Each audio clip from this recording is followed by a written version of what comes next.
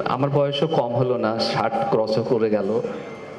তো এই প্রত্যেকটা ঘটনার সাথে মোট কেন যেন সাক্ষী আমি, কালের সাক্ষীর মতো। তখন ছোট থেকে, তখন থেকে প্রত্যেকটা ঘটনা, প্রত্যেকটা ইভেন্টের সাথে কেন যেন আমি মিলাচ্ছিলাম যে প্রত্যেকটা জায়গায় আমি ছিলাম, এবং আমি আসলে সাক্ষী দিচ্ছি ঘটনা সত্য, আপনারা যা লিখেছেন। আর একটা কথা লিখলে বোধহয় ভালো হতো নাসিম ভাই, সেটা হচ্ছে যে আমরা নির্বাচন কমিশনার হয়ে একটি বৈপ্লবিক ঘটনা ঘটিয়েছি। সেটা হচ্ছে নির্বাচনের ফলাফল দিতে যে দেরি হতো, দিনের পর দিন চলে যেত, সেটা আমরা প্রথম শুরু করি যে খুব দ্রুত নির্বাচনের ফলাফল দিয়ে ঝামেলা মেটানো। সেটার একটা প্র্যাকটিস শুরু হয়েছে। সেটার সঙ্গে আমার একটু সামান্য যোগ ছিল।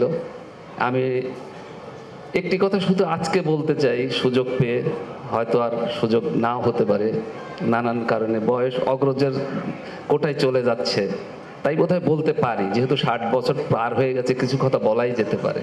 সেটা হচ্ছে যে অভিনয় শিল্পী সংঘ, আমরা একটা জিনিস কি এখনকার সমস্যা নিয়ে ভাবি, এখন কি পেলাম কি পেলাম না, কিন্তু কি ছিল আমরা কখনো সেটা ভাবি না, আমরা অতীতকে ভুলে যাই। আজকে যে সংগ্রামের কথা বললে অভিনয় শিল্পী সংঘের, তাদের পরে আজকে সংগ্রামের ফলে আজকে যে প্ল্যাটফর্মটা হয়েছে, এটা তো অস্বীকার করার উপায় নাই যারা এর সঙ্গে ছিল। আমরা যদি এইটুকু ভাবি, তাহলে তাদের যদি ছোটোখাটো ভুল ত্রুটি থেকেও থাকে, সেটা কিন্তু আমরা খুব সহজে ভুলে যেতে পারি। কিন্তু আমরা শিল্পীরা, এই সমাজটাই কেমন যেন হয়ে গেছে, খুব ঘৃণা ছড়ানোর একটা প্রক্রিয়া। চারিদিকে শুধু ঘৃণা আর ঘৃণা, পরস্পরের প্রতি আমরা ঘৃণা ছড়াচ্ছি, এবং সেটা আমাদের সঙ্গের মধ্যেও, আমাদের শিল্পীদের মধ্যেও এটা সংক্রামিত হয়েছে আমি মনে করি।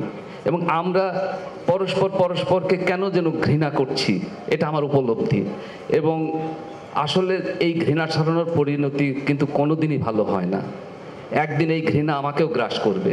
আমি আজকে যার প্রতি বা যাদের প্রতি ঘৃণা ছড়াচ্ছি, সে কারণেই আমি মনে করি যে এই জায়গা থেকে আমরা সবাই সবার হই।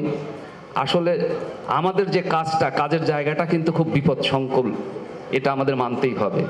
সেই বিপদ আমাদের সবাইকে গ্রাস করবে। আমরা কর্মহীন, অনেকেই কর্মহীন হয়ে গেছে ইতিমধ্যে। আমি ব্যক্তিগতভাবে নিজেও একটা পেশাগত ঝুঁকির মধ্যে। আমি এই বয়সে কি করতে পারি? 60 বছর পার হয়ে গেছে। আমি বিশ্ববিদ্যালয়ের সার্টিফিকেট উঠাই নাই। আমার মধ্যে স্বপ্ন ছিল যে আমি এই শিল্প সাহিত্য, এই শিল্পের চর্চার সঙ্গে আমি থাকবো। আমি কত বড় হব, আমি বিশাল কিছু নাম করা লোক হব, সেটা কখনো ভাবিনি। আমি শুধু ভেবেছি যে আমি একটা শুদ্ধ চর্চার মধ্যে আমি জীবনযাপন করবো, আমার সন্তানদের সেই বোধ দিয়ে যাব। সেই কারণে আমি কখনো চাকরির জায়গায় যাইনি, আমি কোনো উচ্চাভিলাষ করিনি। আজকে 60 বছর পরে যদি এসে আমার পেশা যদি ঝুঁকির মধ্যে পড়ে, আমার মতো অনেক শিল্পী, আমি লেখালেখি করি, তাহলে কি করতে পারি আমরা? আমাদের কি করার থাকবে? সে কারণে আমার মনে হয় এই কথাটি ভেবে আমরা আবার নতুন করে আমরা একতাবদ্ধ হই, এবং আমরা আমাদের এই পেশার জায়গাটা ঝুঁকিমুক্ত করার জন্য সবাই সবার মতো করে চেষ্টা করে যাই। এটুকু আমি আপনাদের সবার প্রতি অনুরোধ করি। আর সবারকে শ্রদ্ধা এবং নতুন কমিটির সফলতা কামনা করি।